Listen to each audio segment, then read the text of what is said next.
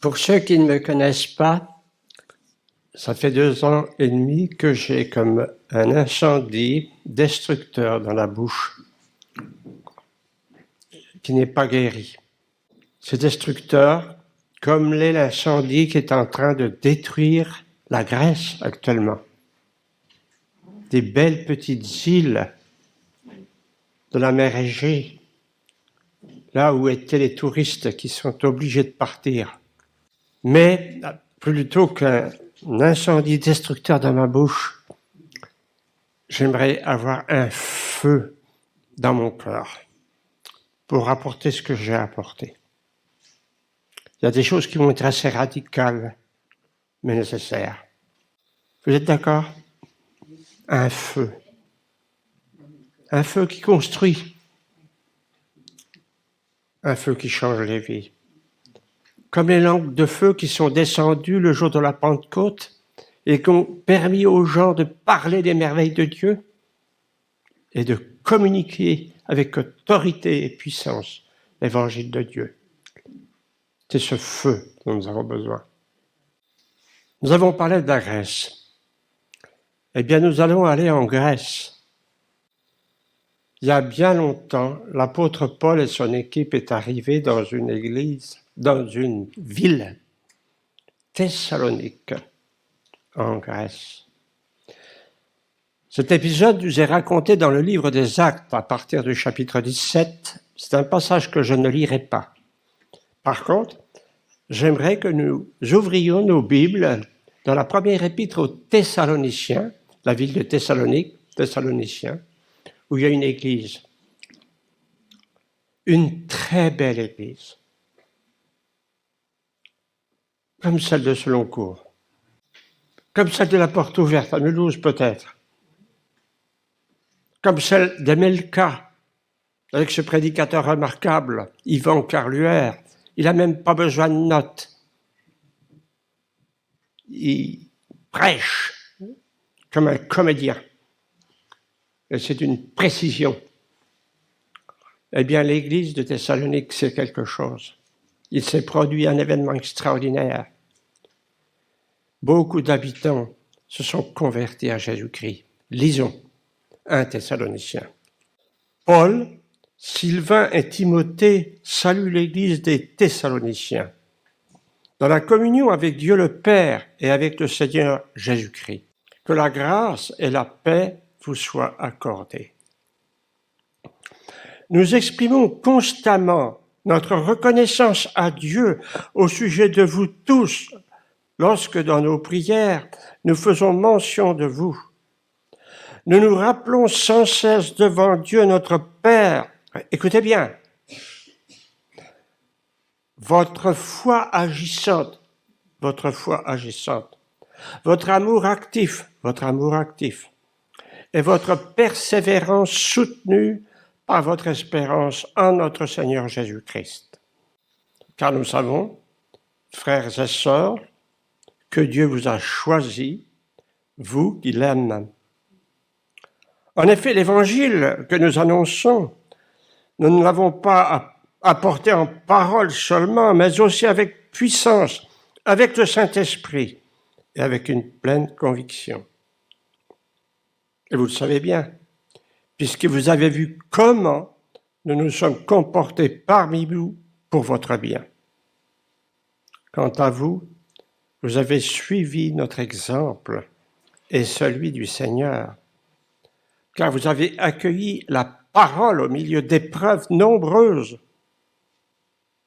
mais avec la joie que produit le Saint-Esprit. Aussi, vous êtes devenus à votre tour, écoutez bien, des modèles pour tous les croyants. De la Macédoine, vous savez qu'aujourd'hui existe la Macédoine du Nord, mais à l'époque, la Macédoine, c'était bien plus vaste, c'était une province romaine. C'était tout le nord de la Grèce, en quelque sorte. De la Macédoine et de l'Achaïe, ou l'Achaïe. Ça, c'était plutôt la province romaine du sud de la Grèce actuelle. Non seulement l'œuvre accomplie chez vous par la parole du Seigneur a eu un grand retentissement jusqu'en Macédoine et en Achaïe. Mais encore, la nouvelle de votre foi en Dieu est parvenue en tout lieu. En tout lieu, c'est tout le bassin méditerranéen. C'est toutes ces églises qui avaient été établies à partir de Jérusalem. En tout lieu. Et nous n'avons même pas besoin d'en parler. On raconte en effet à notre sujet quel accueil vous nous avez réservé et comment vous vous êtes tourné vers Dieu en vous détournant des idoles pour servir le Dieu vivant et vrai et pour attendre que revienne du ciel son Fils qu'il a ressuscité, Jésus, qui nous délivre de la colère à venir. Quelle belle description de cette église de Thessalonique. Aujourd'hui, on dira Salonique. Thessalonique, c'est vraiment le nord. Ça donne sur la mer Égée, cette mer qui sépare d'ailleurs la Grèce de la Turquie. Il y a une multitude de petites îles.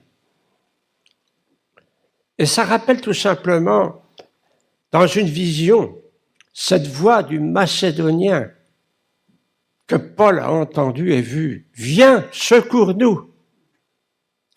Et Paul a franchi le pas. Il a commencé à évangéliser l'Europe, donc la Grèce. Il a visité plusieurs villes. Et là, il va visiter la ville de Thessalonique. Thessalonique, c'est un port très actif. On y va, on y vient. C'est un peu comme le Marseille d'aujourd'hui. C'est très cosmopolitain. L'évangélisation ne sera pas sans difficulté. Ça nous a raconté dans le livre des Actes. Comme d'habitude, c'est la stratégie de Paul. Pendant 3 sabbats, il prêche, il lit l'Évangile, et il dit, voyez-vous les Juifs, ce Messie dont il est question, c'est Jésus mort et ressuscité. Il explique. Et le résultat de cette évangélisation, il nous est dit que un peu de Juifs furent convaincus de la parole de Paul, mais qu'un grand nombre de païens crurent au Seigneur Jésus. Et s'est ajouté également un nombre de femmes de haute distinction, comme vous, mesdames. Alors, vous voyez un petit peu cette église. C'est une variété à la fois culturelle, sociale, raciale.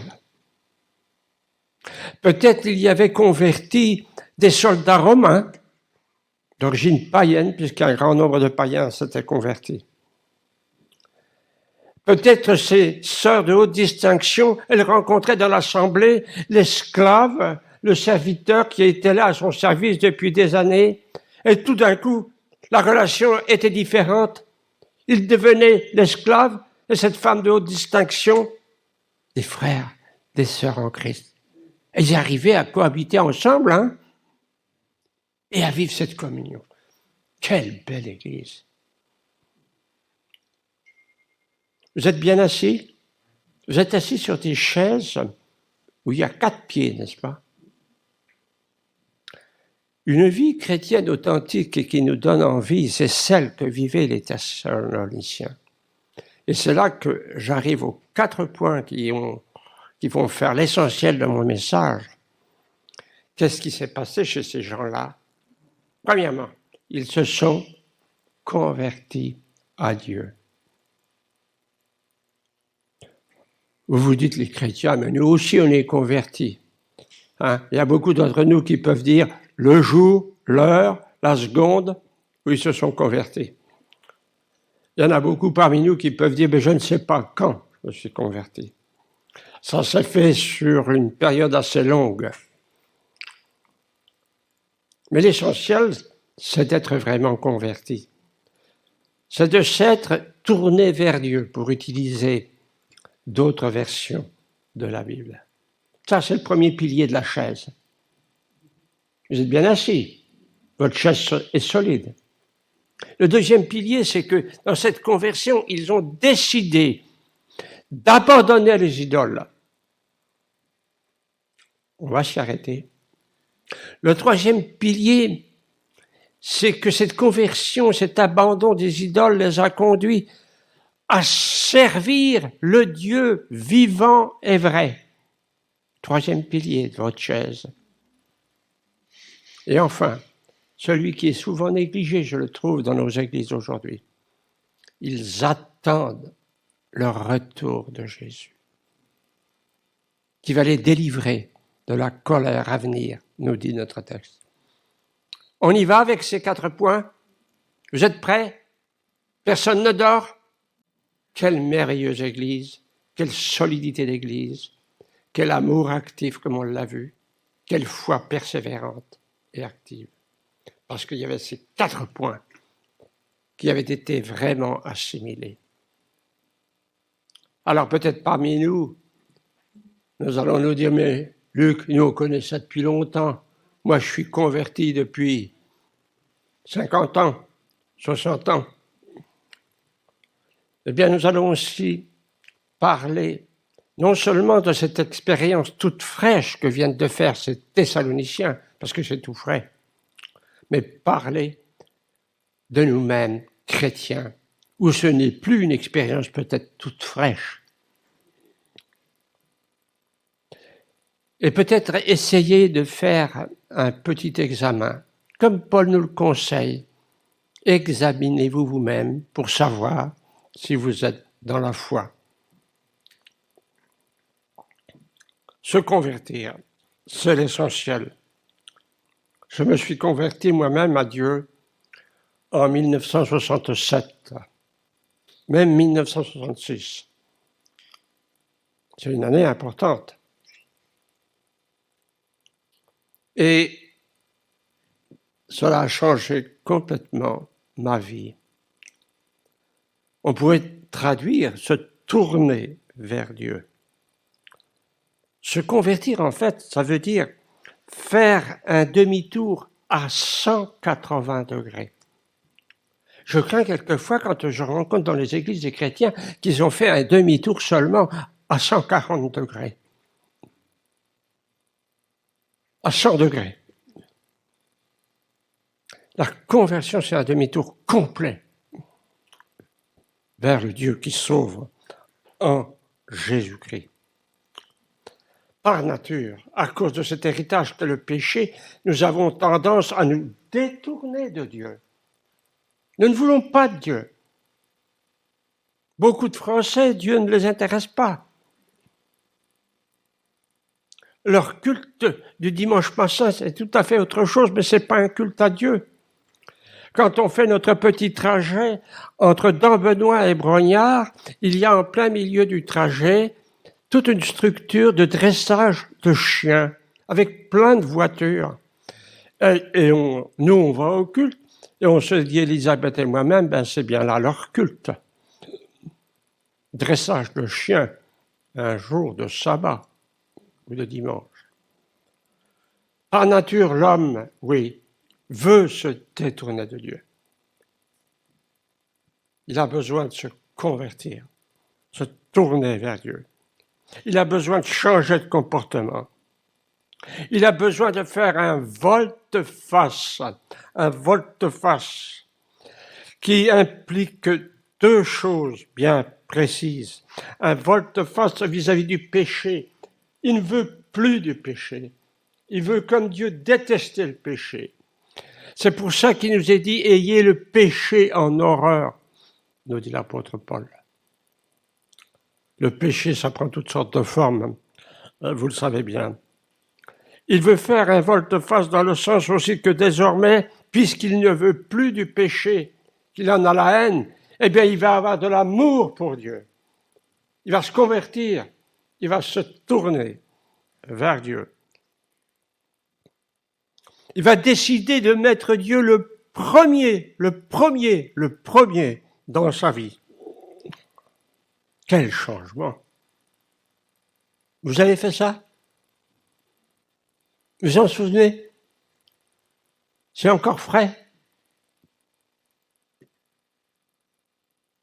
dans toute la Bible, frères et sœurs, et surtout au peuple d'Israël, Dieu supplie l'homme de se convertir. Dieu pourrait se dire, l'homme il est tellement rebelle, de toute façon il veut pas de moi. Dieu pourrait se dire, l'homme est tellement rebelle, de toute façon il veut pas de moi, je laisse tomber. Allez, je n'en reparle plus. Non, non, non, Dieu supplie constamment le peuple d'Israël, quand il s'était éloigné de lui, de se convertir.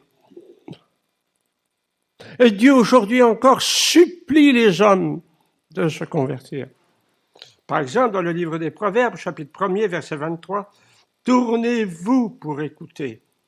Ou encore dans le prophète Ésaïe, au chapitre 31, verset 6, « Revenez à celui dont on s'est profondément détourné ». Mais il s'adresse à Israël, à son peuple, à ce peuple avec qui il a fait l'alliance. Ou encore dans Ézéchiel, « Convertissez-vous donc et vivez ». Dieu nous supplie, il supplie l'être humain de se convertir, de se tourner vers lui. Et ça, nous le voyons dans toute la Bible.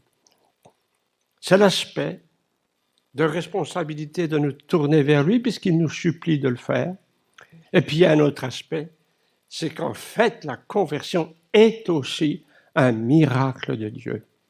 C'est Dieu qui produit la conversion. Si nous pouvons nous convertir, c'est parce que c'est Dieu qui fait le travail par son Saint-Esprit. L'œuvre de Dieu. Elle est magnifique. Elle s'est manifestée parmi nous, je l'espère pour tous, que nous nous sommes tournés vers lui. Troisième élément qui est très important, c'est que dans la conversion, il y a un enjeu personnel extrêmement fort. Eh oui. Par exemple, nous voyons que Jésus dira, « Si vous ne vous convertissez, vous n'entrerez pas dans le royaume de Dieu. » Qui c'est qui n'a pas envie d'entrer dans le royaume de Dieu parmi nous? Qu'il lève la main. Si vous ne vous convertissez, vous n'entrerez pas dans le royaume de Dieu. C'est une parole forte de Jésus.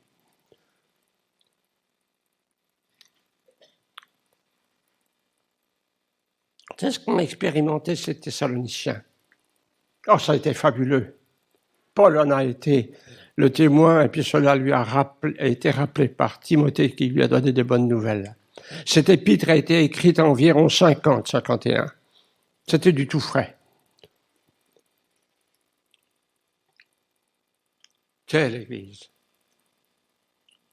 Est-ce qu'ils en sont restés là? Cette conversion a produit un deuxième phénomène qui est particulièrement spectaculaire dans une civilisation gréco-romaine où il y avait un polythéisme exacerbé. C'est-à-dire les gens, ils adoraient beaucoup Dieu. Zeus et toute la compagnie, là. C'était leur Dieu. La lune était leur Dieu. On a parlé de la lune tout à l'heure.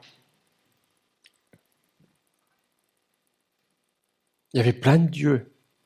Il y avait toute une galerie de dieux. Il y en avait tellement qu'on ne pourrait même pas s'en rappeler. Ils ont abandonné ces dieux-là. C'était des idoles.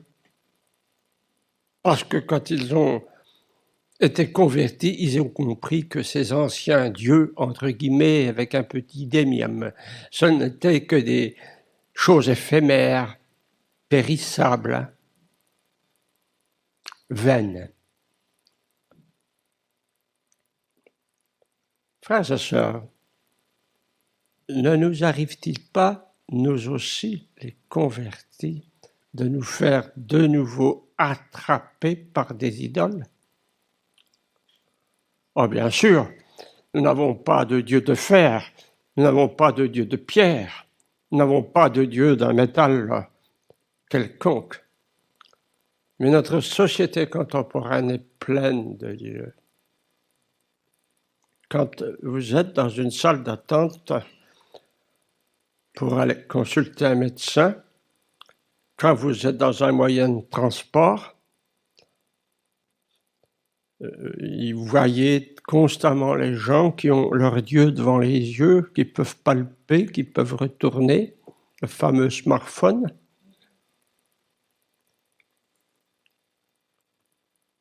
Ça m'horripile quelquefois. C'est le Dieu d'aujourd'hui. C'est le Dieu des réseaux sociaux où des choses abominables sont envoyées et utilisées. Entre parenthèses, je reviens un petit peu en arrière. Cette église de Thessalonique était tellement connue partout, il n'y avait pas de réseaux sociaux. Il n'y avait pas de téléphone. Pourtant, on savait la qualité de cette église-là et la beauté. Des dieux. Albert, il n'y a pas longtemps, nous en a parlé, le jeune homme riche. Il avait tout fait en ce qui concerne les commandements d'ordre social. Il y avait un Dieu qu'il avait gardé en lui, le Dieu de l'argent, la richesse. C'est pour ça qu'il est parti tout triste. Le matérialisme, l'argent. Des chrétiens peuvent être influencés par le matérialisme et l'argent. On a une jolie petite maison, on en veut une plus grande. On a une toute petite voiture, on en voudrait une plus moderne, etc., etc. Mais le Dieu d'aujourd'hui peut être aussi un Dieu idéologique. Vous savez qu'il y a une période pas très lointaine où le Dieu, c'était le marxisme-léninisme. C'était la philosophie qui allait permettre vraiment de changer le monde, d'apporter l'égalité, la fraternité. C'était un Dieu destructeur parce qu'on a vu comment les choses se sont terminées. Vous savez qu'il y a un Dieu qui est terrible aujourd'hui, qui vient des États-Unis, c'est le wokisme. Vous avez entendu parler de ce que c'est que le wokisme ? Ah ben, je vous conseille de vous y intéresser. C'est cette idéologie qui consiste à ce que les gens perdent leur identité d'homme ou de femme, qui consiste à amener qu'on veut changer même de sexe. Ça vient des États-Unis et nos enfants dans les écoles sont touchés par des philosophies comme cela. Intéressez-vous. Quel est ton Dieu, frère? Quel est ton Dieu, ma sœur? Abandonner les idoles. Être radical. Je vais vous faire une confidence personnelle. J'ai un peu honte de la faire, mais c'est pour que nous comprenions. À cause de ce mal dans ma bouche, il y avait une chose qui me soulageait dans mes repas, c'était de boire un peu de vin rosé. Ça me permettait en quelque sorte d'avoir moins mal. Ça devenait presque une addiction. Mais Dieu m'a parlé par sa parole. D'abord, il me disait, on ne se moque pas de Dieu, ce qu'un homme a semé, il le récoltera aussi. Celui qui sème pour la chair moissonnera de la chair la corruption. Celui qui sème pour l'esprit moissonnera de l'esprit la vie éternelle. Puis Dieu me disait, ne vous enivrez pas de vin, c'est de la débauche. N'est-ce pas une parole d'Éphésiens? C'est-à-dire, c'est du désordre. Alors j'ai lutté. Quelquefois même, Dieu me parlait tellement que je ne terminais pas la bouteille, je la jetais dans l'évier. J'ai compris qu'il fallait que je sois radical. Il y avait une addiction liée à ce mal terrible de l'incendie dans ma bouche. Je n'en suis pas plus autant guéri, mais je suis guéri de cette addiction. C'était une idole. Il fallait l'abandonner. Il fallait être radical. Frères et sœurs, il y a des choses où il faut être radical. Jésus nous dit que si nous n'arrachons pas l'œil et la jeter loin de nous, ou si nous ne coupons pas notre main pour la jeter loin de nous, eh bien, nous perdons notre âme dans la géhenne. Les disciples de Jésus-Christ doivent être quelquefois radicaux sur leurs points faibles. Je ne vous dis pas qu'il ne faut pas du tout boire d'un bon petit vin rosé, mais je dis là où il y a des tentatives de l'ennemi, d'addiction, d'idolâtrie. Parce que l'idolâtrie, c'est tout simplement faire de telle ou telle chose, de telle ou telle idéologie, une panacée. De telle manière qu'on ne peut plus s'en passer. Vous comprenez? Il y a des chrétiens qui ont des panacées. Je suis persuadé qu'il y a des chrétiens qui ont des addictions. Le converti, c'est celui qui abandonne les idoles.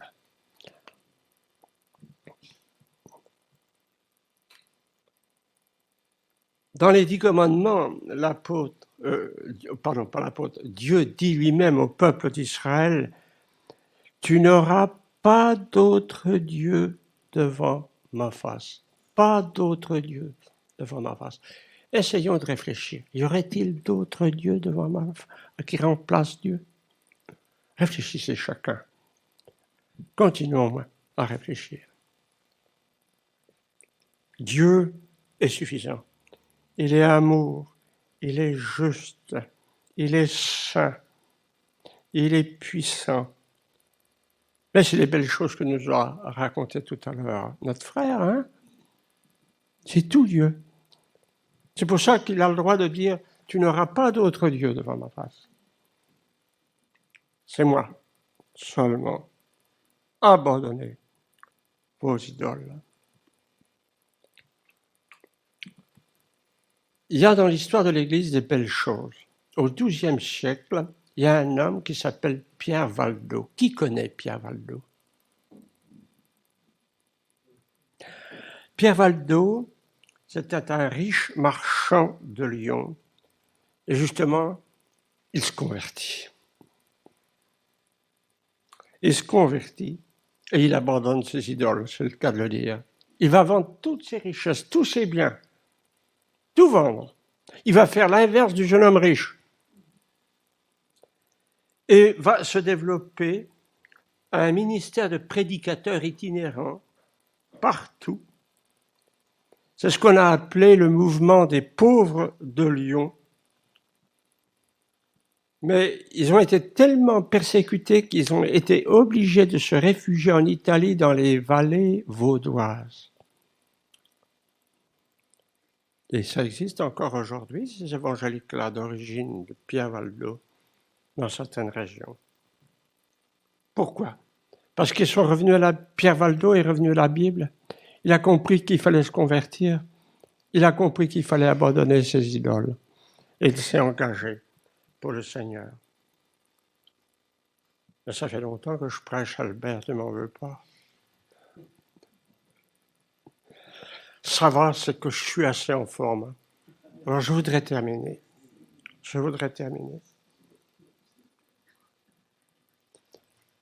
La troisième chose de votre chaise, elles sont stables ces chaises-là. Oui. Oui. C'est la suite. C'est décider de servir Dieu. Alors vous allez encore me dire, mais Luc, on sait ça depuis longtemps. Servir Dieu. Bah, il ne nous apprend rien. Servir Dieu. Et dans notre Église, on sert beaucoup Dieu. Et dans notre Église, il y a beaucoup de modèles. L'Église de Thessalonique était devenue un modèle. Vous avez vu ça dans le texte de 1 Thessaloniciens? Notre équipe pastorale est un modèle de dévouement. Est-ce que vous allez des fois remercier l'équipe pastorale parce qu'elle est un modèle? Est-ce que nous remercions le groupe de louanges? Est-ce que nous remercions les personnes qui s'occupent des 2 petits-enfants qui sont là pour l'école du dimanche? Ce sont des modèles. C'est beau. Alors, c'est parce que nous sommes une église de service servir le Dieu vivant et vrai. C'est une authenticité par rapport à la conversion et à l'abandon des idoles. Jeanne d'Arc, je pense quand même que vous connaissez Jeanne d'Arc. Elle a dit devant le roi, « Sire, Dieu premier servi ». Et il n'y avait plus rien à dire. C'est ce qu'elle a fait. Nous sommes heureux de servir Dieu. Nous servons le roi des rois. C'est pour moi un honneur inouï de servir Dieu. C'est un honneur de servir Dieu, même au travers de cette petite prédication ce matin. C'est pas moi que je sers, c'est Dieu, c'est le roi, c'est le Seigneur. Mais on peut servir Dieu de bien des manières, en faisant le ménage. C'est toujours Nicole, en fait, qui est responsable de l'organisation du ménage. Vous allez remercier Nicole des fois? Servir Dieu de plein de façons. Servir Dieu dans nos réunions de prière. On le fait régulièrement chez les Fuchs et on le fait régulièrement chez Paulette et Jean. On sert Dieu, on ne peut pas faire autre chose que de prier. C'est un service, c'est un culte, c'est logique. Mais il y en a quelquefois parmi les chrétiens qui petit à petit, sans qu'ils s'en rendent compte, desservent Dieu. Examinons-nous nous-mêmes. Servir le Dieu, pourquoi c'est écrit dans notre texte de Thessaloniciens, vivant et vrai? Pourquoi Paul dit vivant et vrai? Il pourrait dire Dieu, c'est tout. Pas parce qu'il est vivant, par Jésus-Christ ressuscité, parce qu'il est sensible. Il est vivant parce qu'il a créé les cieux et la terre. Il est vivant parce qu'il est sensible à chacun de nos cris. Il est vivant. Il répond. Il est merveilleux. Et il est vrai. Il dit ça aussi. Il est vrai justement par rapport aux idoles, aux faux dieux. C'est pour ça qu'il ajoute vivant et vrai. Et Jésus est l'incarnation de ce Dieu vivant et vrai qui a révélé cette grandeur de Dieu, son amour, sa justice, sa sainteté, sa puissance de résurrection. Le Saint-Esprit était si puissant que il a roulé la pierre du tombeau et Jésus est ressuscité. Vous vous rendez compte? Il est vrai. Il est vrai, il n'y a pas d'incohérence entre ce qu'il a dit et ce qu'il a fait. Ce n'est pas le cas des faux dieux. Il est vrai parce qu'il dit « Je suis venu pour que vous ayez la vie. » Et la vie comment? En abondance. Tandis que les faux dieux ne donnent pas la vie. Les idoles dans lesquelles nous risquons d'être repris, ils disent toujours « Donne, donne, donne, donne. » Absorbe. Absorbe le temps. Ils absorbent notre temps. Ils absorbent notre potentiel. C'est ça les idoles. Ils nous tuent les idoles. Il est vivant et vrai. Servons Dieu, comme les Thessaloniciens. Servir. Ça me renvoie de nouveau, je ne sais pas si tu vas pouvoir le mettre, ce texte, à Romains 12, 1 et 2, toujours dans la version dite de la semence, bonne semence. Voilà ce que dit Paul. À cause de cette immense bonté, vous voyez le texte? À cause de cette immense bonté de Dieu, à lui offrir vos corps. Est-ce que c'est offrir vos corps comme un sacrifice de mort? Oui ou non? C'est un sacrifice vivant. Le sacrifice de mort, il a été fait une fois pour toutes en Jésus-Christ. Nous nous lui offrons comme un sacrifice vivant. Nous servons Dieu. Mais plus que ça, sacrifice saint et qui plaise à Dieu. Ce sera là, de votre part, un culte raisonnable, comme c'est traduit, mais le mot grec, c'est logikos, qui pourrait être traduit par logique. Puisque Dieu en Jésus-Christ s'est offert comme un sacrifice de mort, en sacrifice de vivant, il est logique qu'il retourne l'ascenseur et que nous offrions à Dieu tout. Prends tout, Seigneur. Pas comme cette petite fille qui, en chantant « Prends tout, Seigneur », a ajouté toute petite voix, sauf mon petit lapin. Sacrifice vivant. Notre France a besoin de chrétiens qui donnent tout à Dieu. Elle a besoin de sacrifices vivants, de ceux qui se sont convertis et qui ont abandonné leur idole. Et j'en arrive au 4e pied de votre chaise. Le vrai chrétien, ou plutôt je devrais dire le mot vrai disciple de Jésus-Christ, parce que le mot chrétien, ça ne veut plus rien dire. Il attend. Il attend des cieux le retour de Jésus.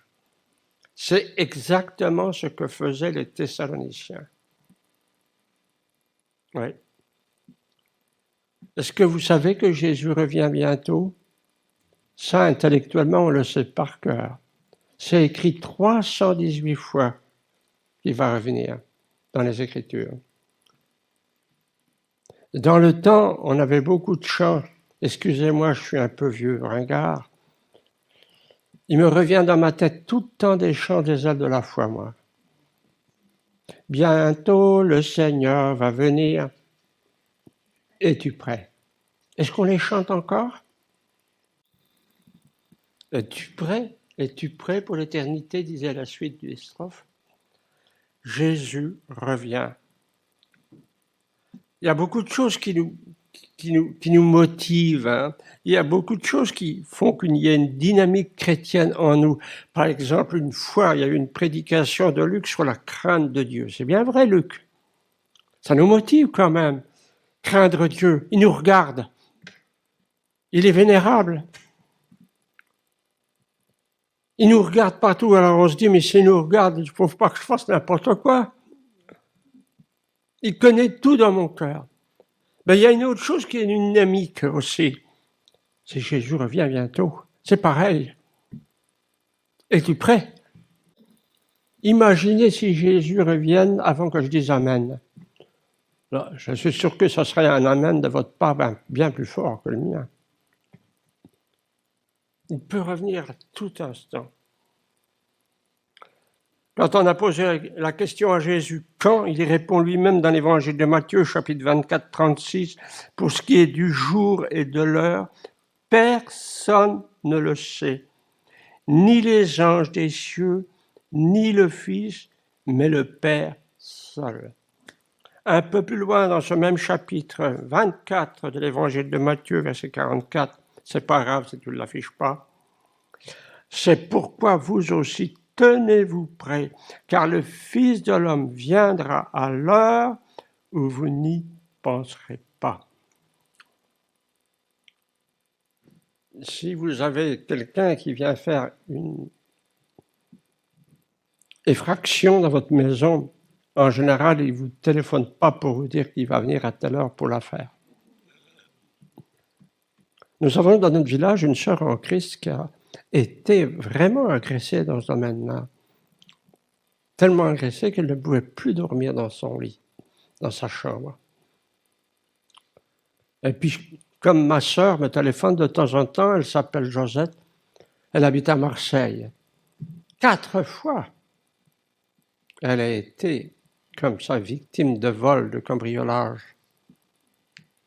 Ben, depuis ce temps-là, je prie pour elle, que Dieu protège sa maison. Et les 4 fois, le voleur n'a pas averti Josette qu'elle allait être volée.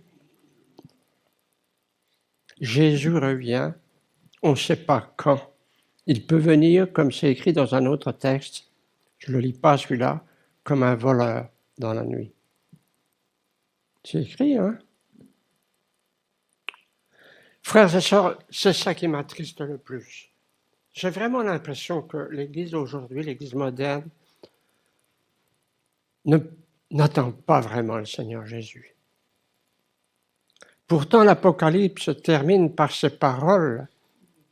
Viens, Seigneur Jésus. L'Église et l'Esprit disent, viens, viens, viens, Seigneur Jésus. Alors aujourd'hui, bien sûr, on voit ce qui se passe à la télévision, on voit tous ces phénomènes dramatiques. Et les bons chrétiens évangéliques disent, oh ben c'est la fin des temps. Oh, les bons chrétiens évangéliques disent ça. C'est pas étonnant, c'est la fin des temps. Mais pourquoi ne faudrait-il pas plutôt dire, mais Jésus est à la porte, il vient, viens. Bientôt le Seigneur va venir. C'était quand même la caractéristique de ces chrétiens de Thessalonique. Eh oui, 4 piliers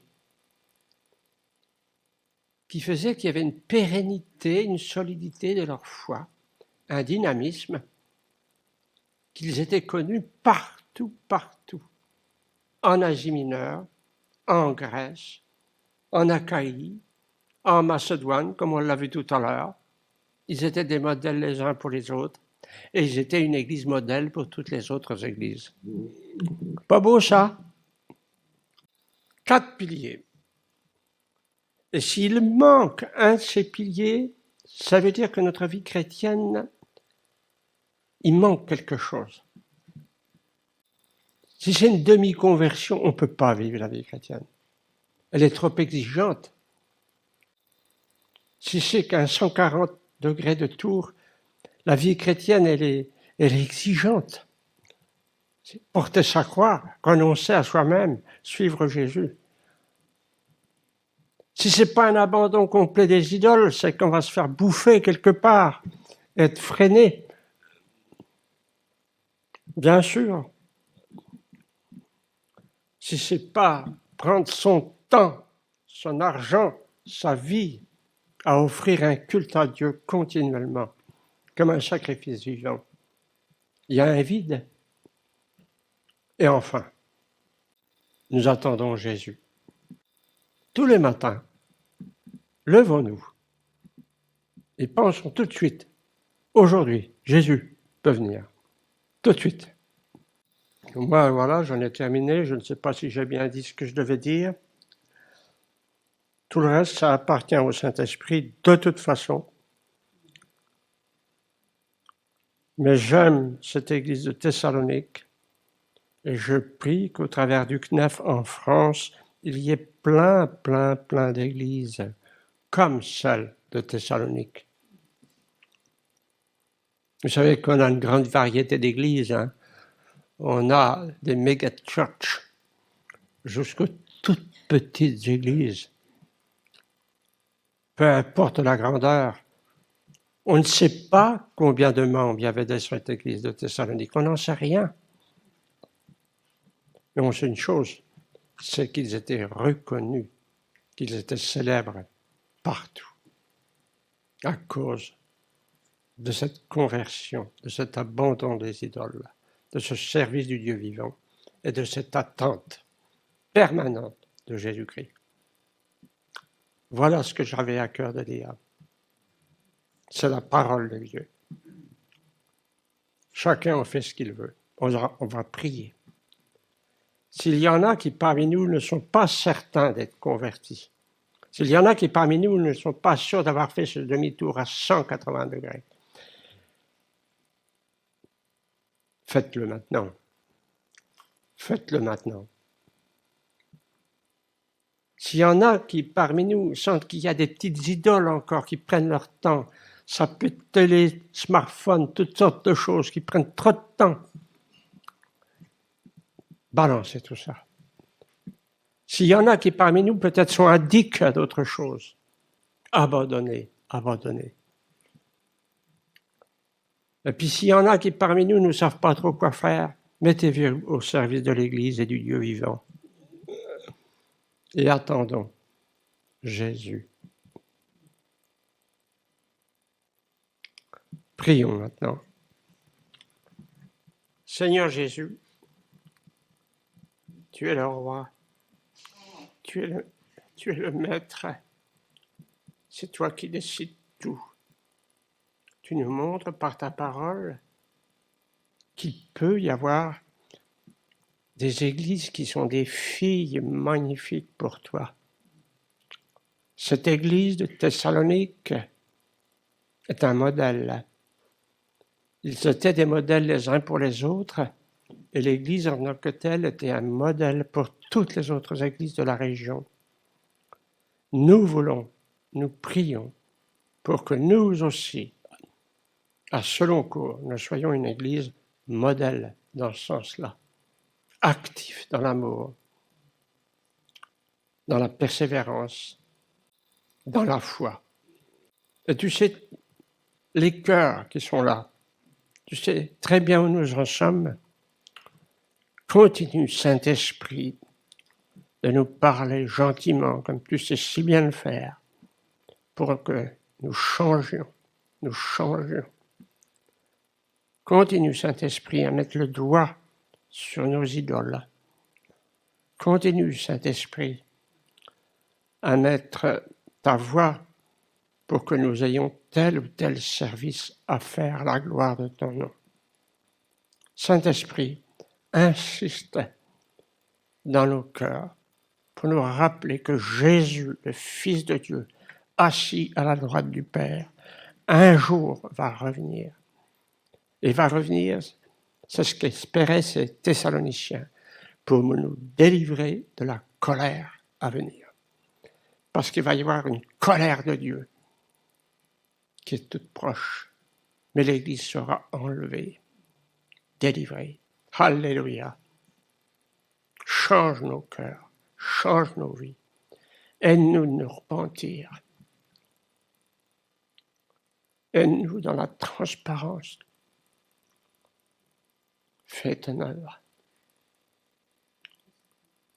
Père, nous prions au nom de Jésus. Amen.